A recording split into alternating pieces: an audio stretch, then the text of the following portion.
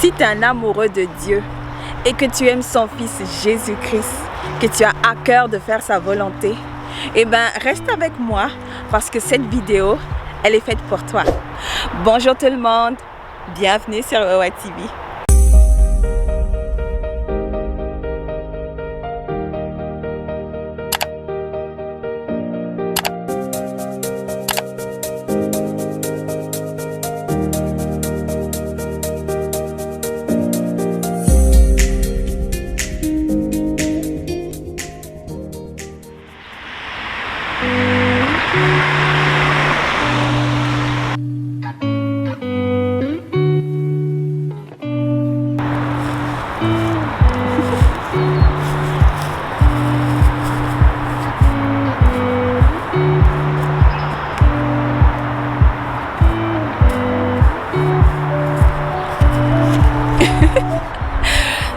Ça m'arrive de faire du sport.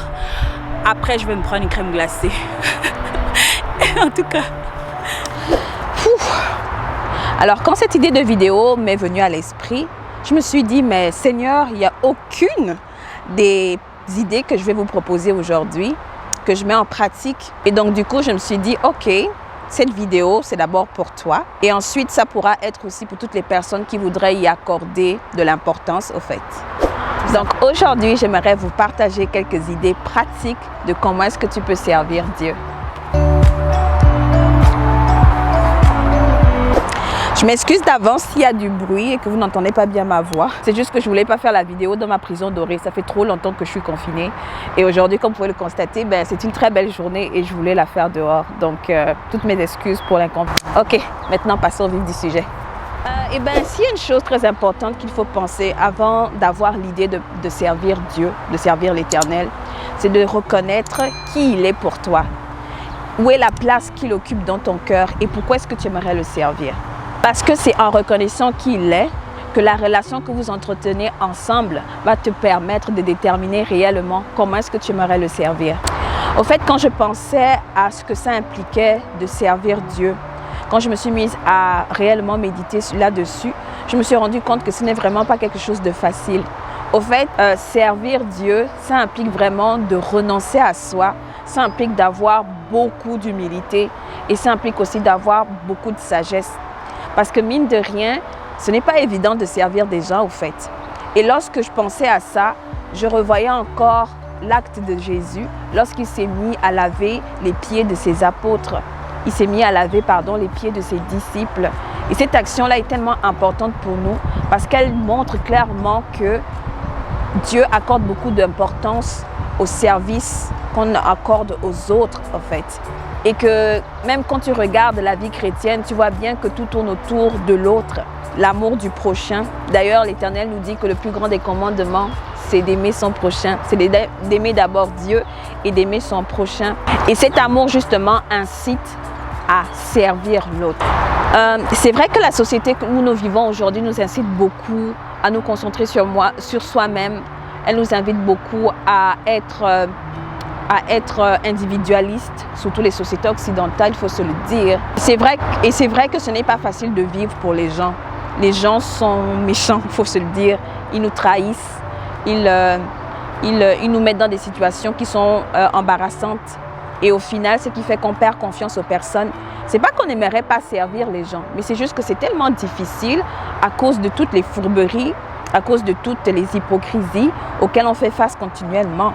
Quand parfois tu penses à quelqu'un qui fait quelque chose qui t'énerve vraiment et tu te dis que waouh, je dois laver les pieds de cette personne-là, ça prend quelque chose en tout cas. En tout cas, moi, c'est quelque chose qui me parle beaucoup.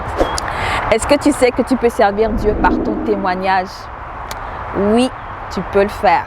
Dans Matthieu 5, verset 16, l'Éternel nous dit que votre lumière luise devant les hommes, afin qu'ils voient vos bonnes œuvres et qu'ils glorifient votre Père qui est dans les cieux. Ton témoignage, ton attitude, ce que tu renvoies à ton quotidien est une forme puissante de service de Dieu.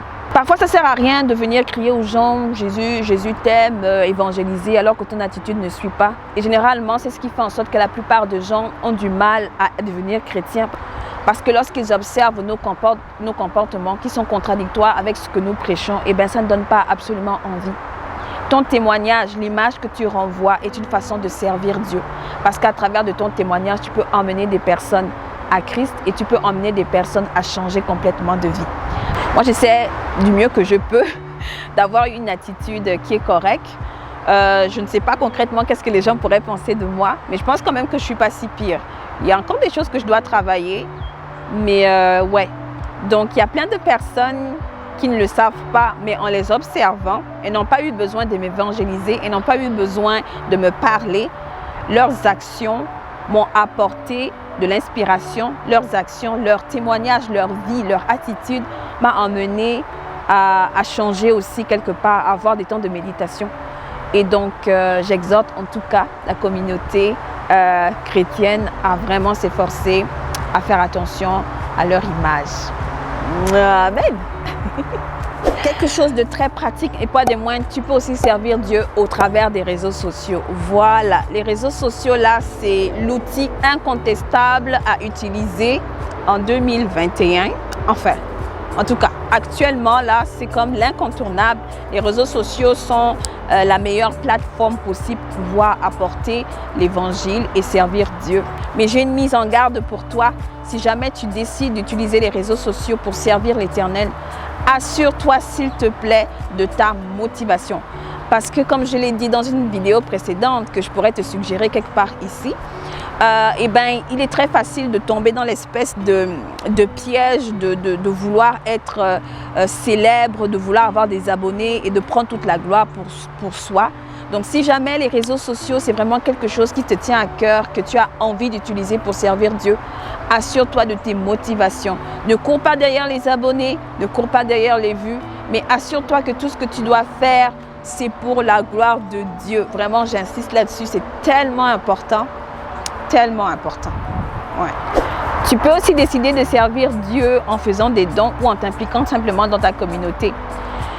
Comment faire des dons? Eh bien, au fait, moi, j'ai compris l'importance des dons quand je me suis retrouvée dans une situation assez particulière. Mais tu ne sais pas ce que le simple fait de prendre un petit dollar de ta poche peut apporter dans la vie de quelqu'un. Ou tu peux décider par exemple de te dire, bon, une fois par mois ou une fois ou 2 mois, dépendamment de ce que tu as, d'aller bénir quelqu'un. Je t'assure que si tu fais le tour sur ces différentes plateformes-là, tu vas voir qu'il y a des tonnes de personnes qui sont dans le besoin. Et ton don de quelques dollars que ce soit, à la mesure de ta possibilité, à la mesure de tes moyens, ben, vont faire la différence dans la vie de quelqu'un. C'est une suggestion que je te propose. Et depuis que j'ai été dans une situation où les dons m'ont aidé, je comprends mieux l'importance au fait de faire des dons. Une autre chose aussi que tu peux faire dans ta communauté, c'est-à-dire tu regardes dans ton quartier quels sont les besoins. Qu'est-ce que tu peux faire au fait? Tu peux décider un bon matin de cuisiner à manger et aller donner aux personnes qui en ont le plus besoin. Tu peux aller décider de visiter les orphelinats. Tu peux aller décider, vous savez, évangéliser, c'est pas seulement mettre des pancartes haut et fort, Jésus-Christ est Seigneur et Sauveur dans ta vie à Jésus. Non, il faut faire des actions qui sont concrètes, des actions qui touchent les gens, des actions qui amènent les gens à se dire, oh mon Dieu, quel est cet amour au fait. Donc moi, j'appelle vraiment à plus un service pratique. Oui, la théorie, c'est bon, mais il faut beaucoup aussi de pratique parce que les gens sont touchés quand on commet des actions à leur égard, quelque chose auquel ils ne s'y attendaient pas, ça marque et ça touche beaucoup. Il n'y a rien de tel que de voir le visage de quelqu'un qui a été béni, soulagé, parce qu'on lui a apporté de l'écoute, parce qu'on lui a apporté de la nourriture ou on a satisfait un besoin qu'il avait. Moi, par exemple, dans la ville de Toronto, il y a plein de personnes qui sont SDF. Et c'est vrai que ça me fait souvent mal au cœur parce qu'on ne peut pas aider tout le temps. Mais apporter un petit bol de café chaud ou donner un peu à manger, un petit McDo et tout, ça ne fait pas de mal au fait. Juste comme ne pas serrer son cœur à l'appel de la détresse de l'autre au fait. Je pense que c'est ce que Dieu nous appelle à faire, sincèrement. Et le dernier élément que je voudrais partager avec toi, c'est que tu peux servir Dieu en intercédant. Oui, l'intercession, waouh, ça je viens de le découvrir. C'est juste intéressant. Pour ceux qui ne savent pas c'est quoi l'intercession, l'intercession ou intercéder, c'est le fait de se tenir à la brèche.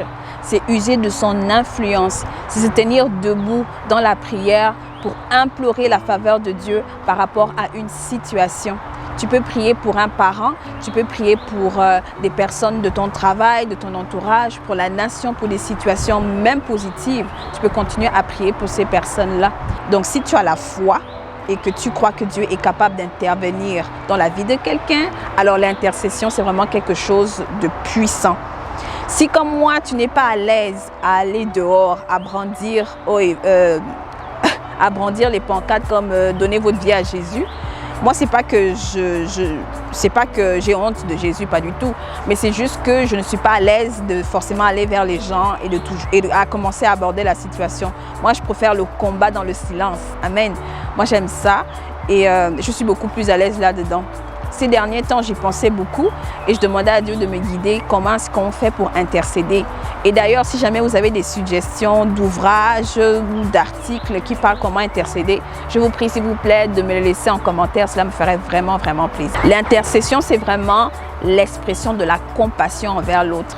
Te tenir dans la prière pour quelqu'un que tu ne connais pas, ça, c'est extraordinaire. Tu ne sais jamais qui prie pour toi, au fait. Tu ne sais jamais qui se tient à la brèche pour toi. Et tu vois plein de choses qui se réalisent dans ta vie. Parfois, tu crois que c'est toi. Mais non, il y a des personnes qui, dans le secret, priaient pour toi. Et c'est extraordinaire. Dans l'intercession, là, c'est vraiment une manière forte de servir l'Éternel. Et je pense que plus tu te mets là-dedans, plus Dieu va te montrer comment t'y prendre. J'aimerais devenir une grande intercesseuse et c'est un aspect que j'aimerais vraiment, vraiment pratiquer. Voilà quoi. Voilà, je pense que j'ai fait le tour. C'est à peu près ces éléments-là que je voulais partager avec vous. Vraiment, je prie que Dieu nous aide à avoir un cœur de serviteur. Comme je l'ai dit au début de la vidéo, tout ce que j'ai mentionné, je ne les ai pas encore mis en pratique. Quelques-uns, j'ai effleuré l'intercession, j'ai effleuré les dons. Et d'ailleurs, je suis encore en train de chercher les dons et les talents que Dieu a mis en moi pour pouvoir le mettre vraiment à son service. Je veux une foi beaucoup plus pratique, concrète, des œuvres que l'on voit et arrêter tout le temps de dire Jésus t'aime, donne ta vie à Jésus alors que je ne reflète même pas cette vie en Christ au fait. Donc à partir d'aujourd'hui, c'est ma décision que j'ai prise de faire du mieux que je peux avec l'aide du Saint-Esprit, de vraiment, j'ai envie que ma foi augmente, j'ai envie de voir plus de l'œuvre de Dieu dans ma vie et je sais que ça commence par des actions concrètes. Voilà un peu au fait, c'est ça. Donc je prie. Alors pour terminer cette vidéo, petit conseil, n'oublie pas que toutes les idées ou toutes les pensées que Dieu te met à cœur en vue de le servir doivent être ponctuées d'amour et que tout doit être fait pour la gloire de Dieu uniquement. Si dans tes pensées, il n'y a pas cette volonté-là, mon frère, ma soeur, il faut laisser. C'est juste du bruit, c'est être comme des pharisiens. Que ton cœur soit pur et que tes motivations soient simplement ponctuées d'amour et le désir de rendre gloire à Dieu. Amen. Amen. Voilà, c'était tout pour aujourd'hui. C'est ce que je voulais partager avec vous. Merci en tout cas d'avoir pris le temps de m'écouter. Et merci beaucoup pour l'intérêt que vous portez au contenu de ma chaîne. Voilà, c'était tout pour aujourd'hui. Quant à moi, j'ai terminé. D'ici là, que la prochaine vidéo ne sorte, n'oublie pas de faire de l'Éternel tes délices. Et il accordera ce que ton cœur désire. À plus tard.